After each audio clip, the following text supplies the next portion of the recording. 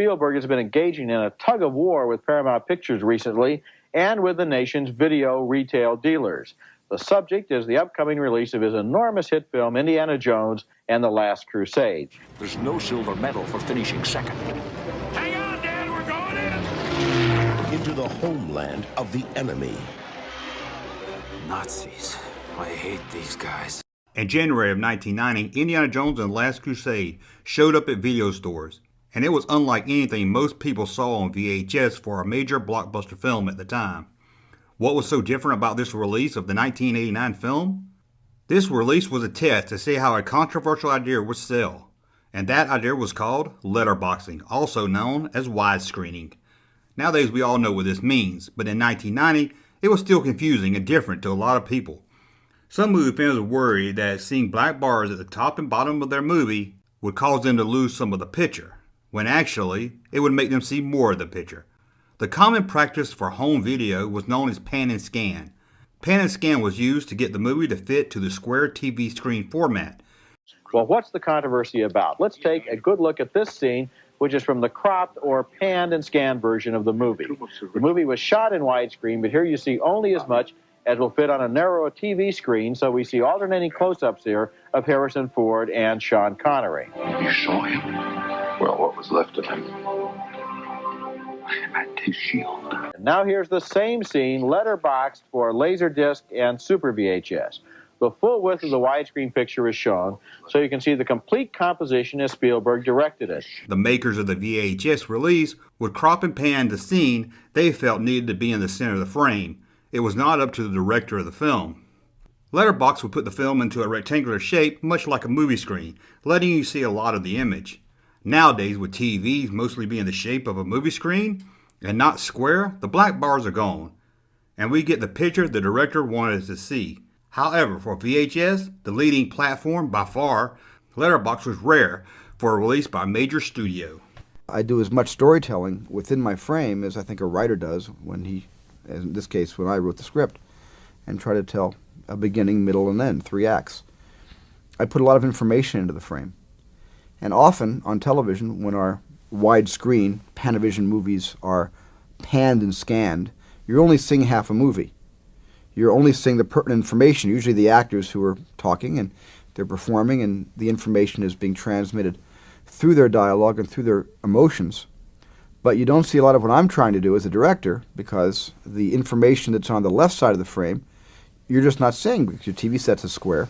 In October of 1989, Steven Spielberg called in movie critics, video store owners, studio heads, and movie insiders to screen for them Indiana Jones and the Last Crusade in both letterbox and pan and scan version. During the screening of the pan and scan version, Spielberg would often jump to his feet, almost upset, telling them about the key part of the frame that he was trying to capture with the framing that pan and scan couldn't capture. There was one scene in Indiana Jones and the Last Crusade where Indiana Jones and his father are seen on opposite sides of the screen.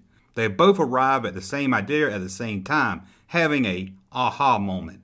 In the letterbox version, you can clearly see this, them sharing this moment at the same time.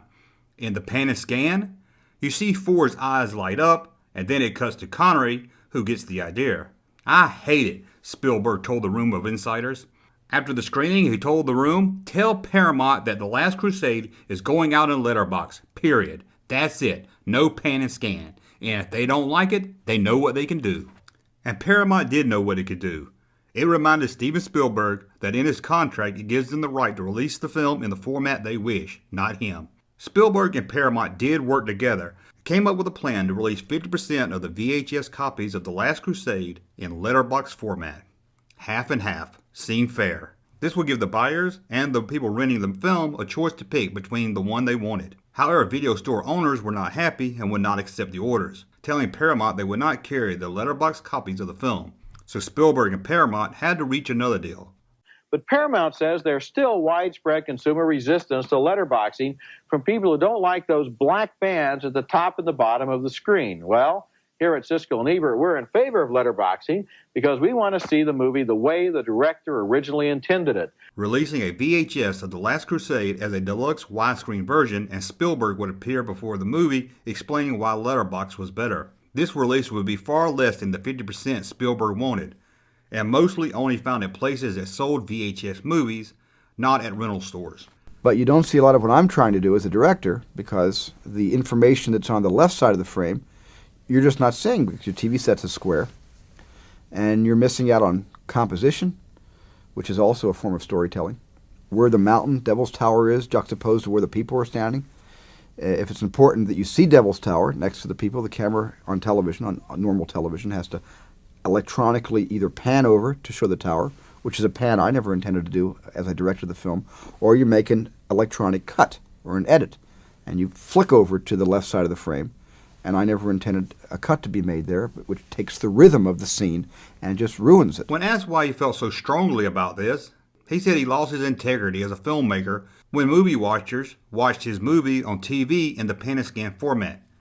He said he put a lot of thought into what was seen in the frame, how it fits with the story and the vision he wanted to tell. When you see his films in pan and scan, it's someone else redirecting his work, putting in the cuts where he didn't plan it. I talked to Steven Spielberg recently about letterboxing, and he was feeling fairly frustrated. When one of his widescreen movies is trimmed to fit into the TV screen, he said, he feels like somebody else has directed it. He says that panning and scanning, where they take the widescreen picture and look at first part of it and then another part of it, that turns long shots into medium shots and medium shots into close-ups, and it puts cuts where he didn't have any cuts. The release of The Last Crusade letterbox really didn't make much of an impact in sales, due mostly for them being so limited in their release. Most of them were only found at specialty stores that sold VHS tapes. However, in the early 90s, studios started releasing more and more of their films in both formats. And by the mid-90s, before DVD, when movie fans started to buy more movies instead of just renting, video stores such as Suncoast Video and MediaPlay would stock and push VHS films in both formats. Then along came DVD that killed the Laserdisc and VHS market, releasing most of its films in letterbox format. Most people was forced to get used to letterbox and widescreen.